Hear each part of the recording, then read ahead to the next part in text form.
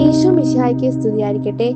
മണവാളൻ കൂടെയുള്ളപ്പോൾ മണവറ തോഴർക്ക് എങ്ങനെ ഉപവസിക്കാൻ കഴിയും? നിയമങ്ങളുടെയും ആചാരങ്ങളുടെയും വരൾച്ചയിലേക്ക് സ്നേഹത്തിന്റെ വസന്തവുമായി വന്ന ക്രിസ്തുവിന്റെ വാക്കുകളാണിത്. ദൈവം നമ്മോടൊപ്പം ഉണ്ടെന്ന തിരിച്ചറിവ് ഒരാഘോഷമാണ്. ആ സാന്നിധ്യത്തിൽ സങ്കടങ്ങൾക്ക് സ്ഥാനമില്ല. അവിടെ സ്നേഹത്തിന്റെ വിരുന്നാണ് നടക്കുന്നത്. എന്നാൽ മണവാളൻ വേർപിരിയുന്ന ദിവസങ്ങൾ വരും. അപ്പോൾ അവർ ഉപവസിക്കും. പ്രിയപ്പെട്ടവരെ, ഉപവാസം എന്നത് വെറുമൊരു ഭക്ഷണവർജനമല്ല, അത് ആത്മാവിന്റെ ഒരു തേങ്ങലാണ്. ഈ ലോകം നൽകുന്നതൊന്നും മതിയാകാതെ വരുമ്പോൾ ദൈവത്തിന് വേണ്ടി മാത്രം വിശക്കുന്ന ഹൃദയത്തിന്റെ അവസ്ഥയാണത്.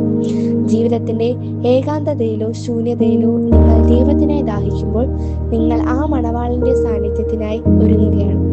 ആ ശൂന്യതയിലാണ് അവൻ തന്റെ സ്നേഹം നിറയ്ക്കുന്നത്. നിങ്ങളുടെ വിശപ്പുകൾ ദൈവത്തിലേക്കുള്ള വഴികളാകട്ടെ. ആ സ്നേഹവിരുന്നിനായി നമുക്ക് കാത്തിരിക്കാം. വചനമാകുന്ന അപ്പം നമ്മുടെ ഹൃദയങ്ങൾക്ക് നിത്യമായ വിരുന്നാകട്ടെ.